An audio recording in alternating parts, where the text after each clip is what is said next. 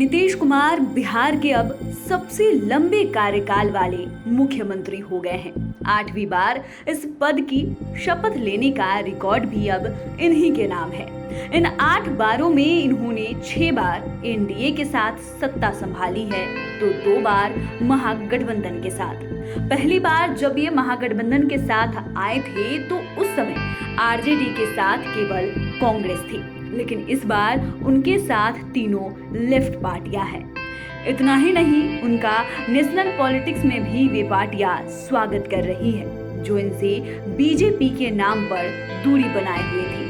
Political expert भी मानते हैं कि नीतीश कुमार आज की डेट में ऐसे पॉलिटिशियंस हैं जो राजनीति के हर खेमे और हर ढांचे में फिट है। हर विचारधारा के लोग उन्हें अपना मानते हैं। ऐसे में हम आपको आज 5 PM के 5 का दरगाह में नीतीश कुमार के उन 5 कारणों के बारे में बताएंगे जो उन्हें राजनीति के हर खेमे और ढांचे में फिट कर देता है।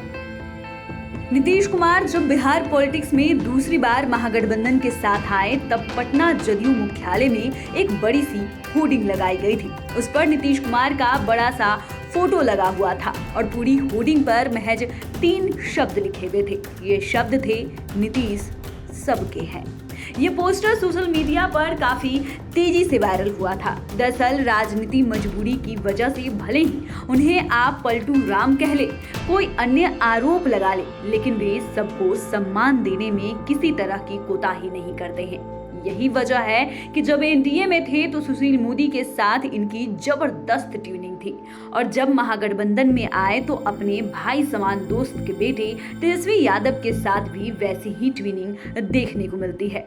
तभी तो एक समय था जब बीजेपी के कद्दावर नेता नरेंद्र मोदी और अमित शाह भी अपना मानते थे, और आज कांग्रेस की सोनिया गांधी और राहुल गांधी भी अपना मान रहे हैं। पुराने दौर में अटल बिहारी वाजपेयी और लाल कृष्ण आडवाणी से लेकर जॉर्ज फर्नांडिस भी इन्हें अपना मानते थे।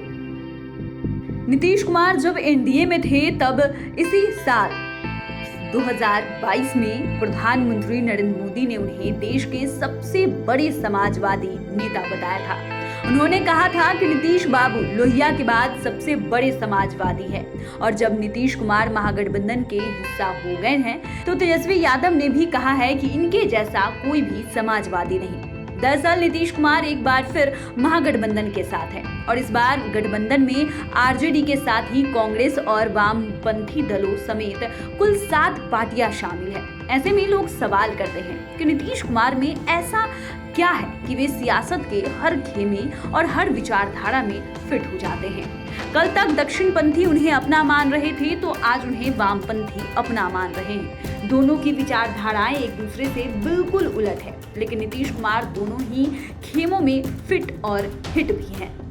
पॉलिटिकल एक्सपर्ट की माने तो नीतीश कुमार के एनडीए में होते हुए भी समाजवादी विचारधारा के विरोधी नेताओं के साथ संबंध अच्छे रहे हैं। नीतीश कुमार को किसी विरोधी नेता पर भी व्यक्तिगत हमला करते यदा कदा ही देखा गया है। वे व्यक्तिगत हमलों से भी बचते रहे हैं, और ये भी बड़ी वजह है कि धुर विरोधी पार्टियों के नेता भी उनके साथ गठबंधन में असहज नहीं है। आज जब वे महागठबंधन के हिस्सा है, फिर भी उन्हें बीजेपी के अटल बिहारी वाजपेयी, लाल कृष्ण आडवाणी, मुरली मनोहर जोशी की प्रशंसा करने से कोई गुरेज नहीं है। नीतीश कुमार ने जयप्रकाश नारायण की संपूर्ण क्रांति में सक्रिय भागीदारी के साथ अपने सार्वजनिक जीवन का आगाज किया था। 1974 का जब बिहार से आंदोलन शुरू हुआ था, तब लोकनायक जयप्रकाश नारायण ने इसकी अगुवाई की थी। उस समय नीतीश कुमार महज 23 साल के थे और इस आंदोलन में कूद पड़े थे। आज बिहार एक बार फिर उसी राह पर चल पड़ा है। उस समय बिहार ने इंदिरा गांधी की सत्ता को उखाड़ फेंका था, और आज बिहार के सामने नरेंद्र मोदी की सत्ता है। जयप्रकाश नारायण की तरह इस बार नीतीश कुमार इसकी अगुवाई कर रहे हैं, और नरेंद्र मोदी के खिलाफ दिल्ली मिशन इसी का एक पार्ट है। और जिस तरह दिल्ली दौरे के क्रम में विरोधी नेताओं से वे मिले, इससे साफ जाहिर है कि नीतीश कुमार को इसमें सफलता भी मिल रही है। विरोधियों को भी इन पर इसलिए भरोसा है कि नीतीश कुमार जो कहते हैं वही करते हैं। इनके विकास कार्य को तमाम पार्टी के नेताओं ने देखा भी है, इसलिए विरोधी नेताओं को भी लगता है कि इनके सहारे ही केंद्र की सत्ता बदल सकती है और देश का विकास हो सकता है। यही वजह है कि नरेंद्र मोदी के केंद्र में आने से पहले ही इनकी पार्टी के लोग नीतीश कुमार को पीएम मटेरियल कहने लगे थे। और सबसे बड़ी बात यह है कि जेपी की तरह इनकी भी हर जाति में बैठ है, क्योंकि नीतीश कुमार कुर्मी जाति से आते हैं और उस जाति की आबादी महज 6% के आसपास है। इसके बाद भी 17 वर्षों से ये सत्ता में है। बिहार में भले ही मैक्सिमम मुस्लिम वोट लालू यादव के साथ है, लेकिन उसका कुछ पार्ट नीतीश कुमार के साथ भी है। यदि नीतीश कुमार से मुस्लिम वोट भाग भी रहे थे तो वो बीजेपी से दोस्ती की वजह से। इसके बाद भी वे और उनकी पार्टी जदयू मुस्लिमों की सुरक्षा व उनके हित में खड़ी रहती है। यही वजह है कि एनडीए में रहने के बाद भी उनका मुस्लिम वोटरों के बीच अच्छा आधार है।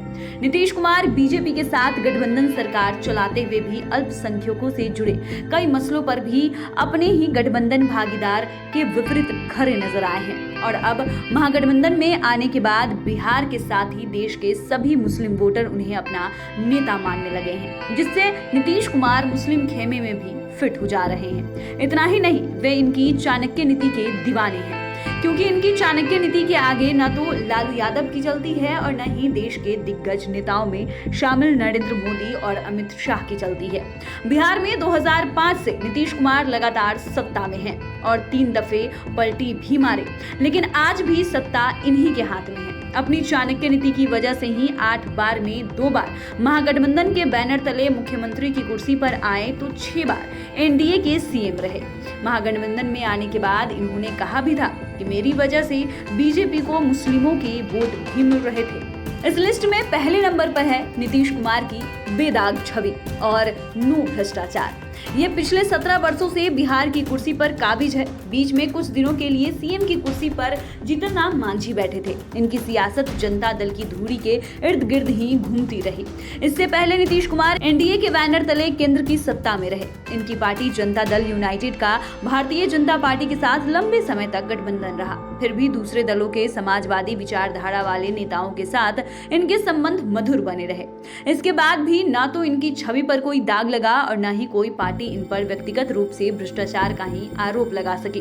दरअसल नीतीश कुमार सौम्य बेदाग छवि के नेता है और ये छवि अलग अलग दलों के साथ जदयू की गठबंधन यात्रा में इनकी बड़ी ताकत रही है। यही वजह रही है कि नरेंद्र मोदी और बीजेपी के खिलाफ जब ये दिल्ली मिशन पर निकले तो हर दल ने इनका जोरदार ढंग से स्वागत किया। इतना ही नहीं, स्वच्छ छवि के नीतीश कुमार की गिनती कुशल प्रशासक के रूप में भी होती है। इन्हें बिहार का सुशासन बाबू भी कहा जाता है।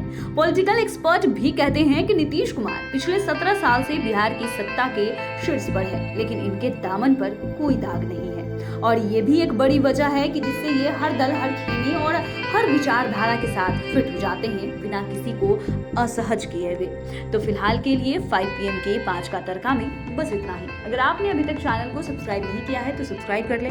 फेसबुक पेज को लाइक करना ना भूले। वीडियो देखने के लिए आपका धन्यवाद।